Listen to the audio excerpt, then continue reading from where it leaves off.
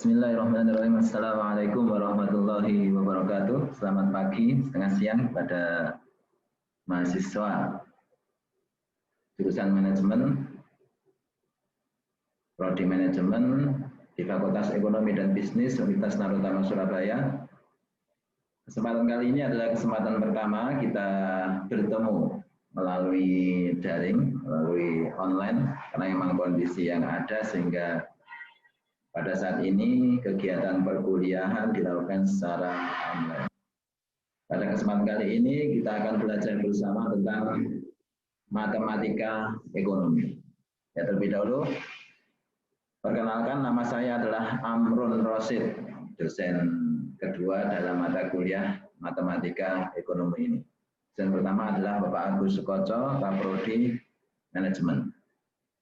Oke, pada kesempatan pertama ini kita tidak akan membahas yang berat-berat dulu, tapi kita akan sedikit perkenalan, kemudian kita akan sampaikan kontrak perkuliahan yang akan kita gunakan dalam matematika ekonomi, kemudian beberapa materi yang nanti akan kita gunakan juga akan kita bahas pada pertemuan pertama kali ini. Oke, saya akan share materi yang akan kita gunakan. Oke, ini adalah mata kuliah kita, matematika ekonomi.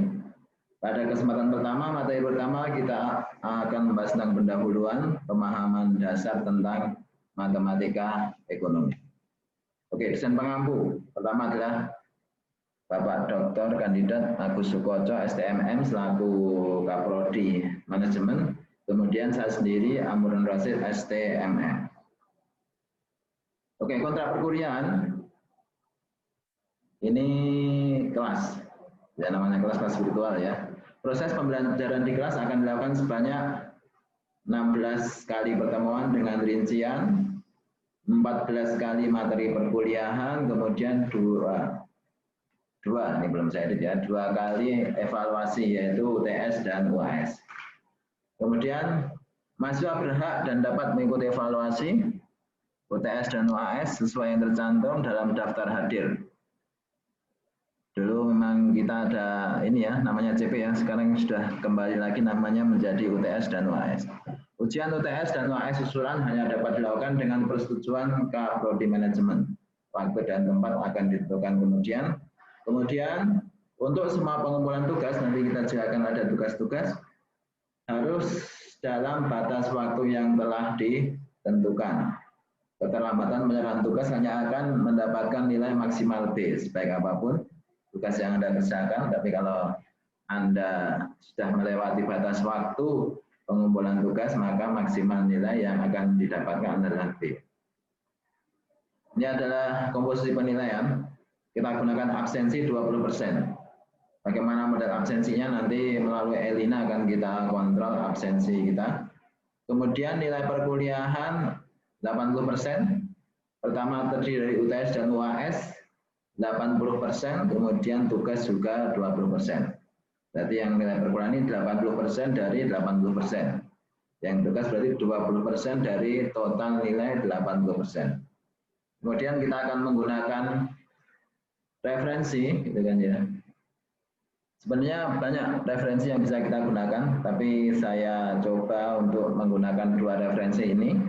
Kebetulan 2 referensi ini tersedia secara online, saya download dan bisa kita pelajari bersama. Yang pertama adalah Nata Irawan, ini penulisnya tahun 2007.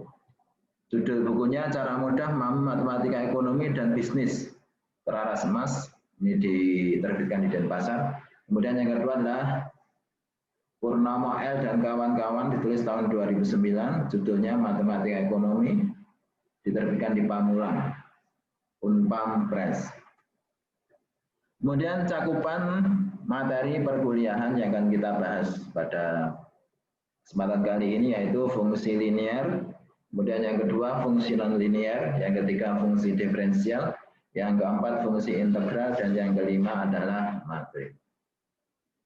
Ini adalah subbab materi perkuliahan yang akan kita bahas Materi pertama adalah pendahuluan. Ini ya, materi pertama yang saya sampaikan pada kali ini, pendahuluan atau pemahaman dasar tentang matematika. Kemudian materi kedua, fungsi linear. Materi ketiga, fungsi non-linear. Materi keempat, fungsi penawaran, fungsi permintaan dan keseimbangan pasar. Materi 5 adalah FL, fungsi linear untuk pajak dan subsidi.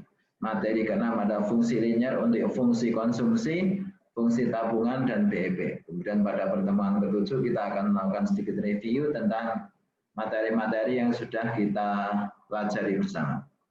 Kemudian materi ke-8 adalah fungsi diferensial.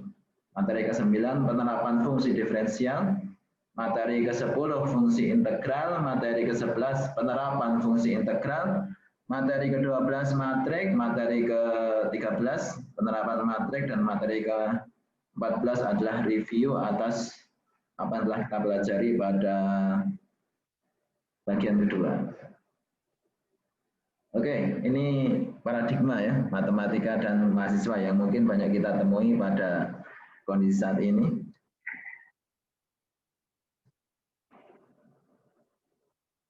Ada satu anggapan matematika itu sulit, matematika membosankan, matematika itu bukan bidang saya, matematika itu tidak relevan. Ini yang selama ini mungkin menjadi paradigma yang kita pikirkan tentang matematika bagi kebanyakan orang. Maka perlu kita bahas satu-satu ya, introduction to mathematics economics. Apakah matematika itu? Kemudian mengapa kita perlu mempelajari matematika ekonomi? Kemudian apakah keuntungan mempelajari matematika ekonomi dan mengapa kita perlu untuk mempelajari matematika ekonomi? Kata matematika ini berasal dari bahasa Yunani ya, diartikan sebagai sains, ilmu pengetahuan atau belajar. Matematik yang diartikan sebagai suka belajar. Kemudian pengertian matematika ini sebenarnya sudah didefinisikan. Pada umumnya kita mengenal matematika sebagai sebuah ilmu hitung, didefinisikan sebagai ilmu tentang berbagai bilangan yang bisa langsung diperoleh dari bilangan bulat.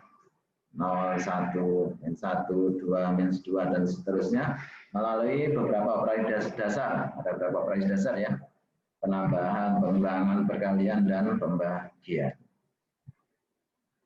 Matematika adalah raja sekaligus pelayan. Sebagai pelayan, matematika adalah ilmu dasar yang mendasari dan melayani berbagai ilmu pengetahuan lain. Hampir semua ilmu pengetahuan terkait dengan matematika. Yang di sipil pasti menggunakan matematika, yang di komputer menggunakan matematika, ataupun yang pada bidang-bidang ilmu yang lain, di manajemen pun kita juga akan berinteraksi menggunakan matematika. Yang kedua, matematika sebagai bahasa, menggunakan berbagai simbol dan ekspresi untuk mengkomunikasikan.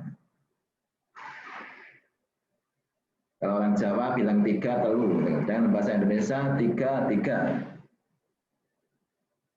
Maka matematika ini sebagai sebuah bahasa, gitu ya, dengan angka 3, gitu ya, bisa disampaikan dalam berbagai bentuk bahasa yang lain. Matematika dalam ekonomi, teori ekonomi biasanya dinyatakan dalam bentuk kualitatif. Misalnya, jika harga sebuah produk naik, maka jumlah permintaan akan turun.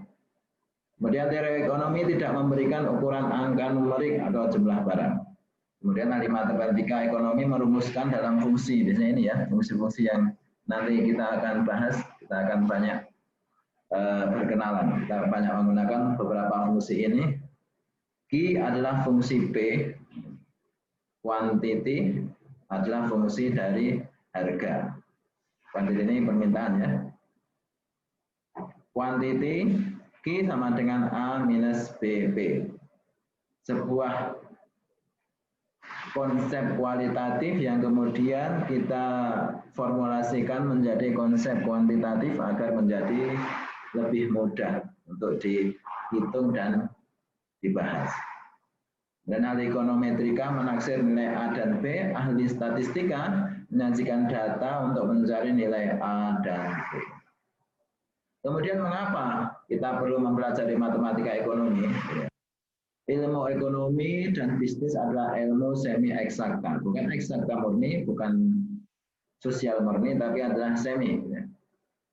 Karena kita juga selalu menggunakan hitung-hitungan dalam perkuliahan, dan nanti ketika dalam dunia kerja pun kita juga akan terkait dengan operasi matematika, operasi hitung-hitungan dan yang lain-lain. Dan dalam mempelajari ekonomi perlu analisis, kemudian analisis bisa dilakukan dalam bentuk kualitatif dan kuantitatif. Kemudian untuk analisa kuantitatif kita menggunakan matematika. Matematika ekonomi sebagai dasar analisa ekonomi. Kemudian apa sih keuntungan kita mempelajari matematika ekonomi? Yang pertama tentu ini yang pokok. Ya, karena kita masih sedang belajar mata kuliah matematika ekonomi, tentu untuk melengkapi prasyarat supaya kita lulus dengan mata kuliah matematika ekonomi. Tapi bukan itu saja maksud kita belajar dari matematika ekonomi, tapi supaya kita mengerti teori-teori matematika yang berkaitan dengan ekonomi. Kemudian dapat menggunakan teori matematika dalam permasalahan ekonomi.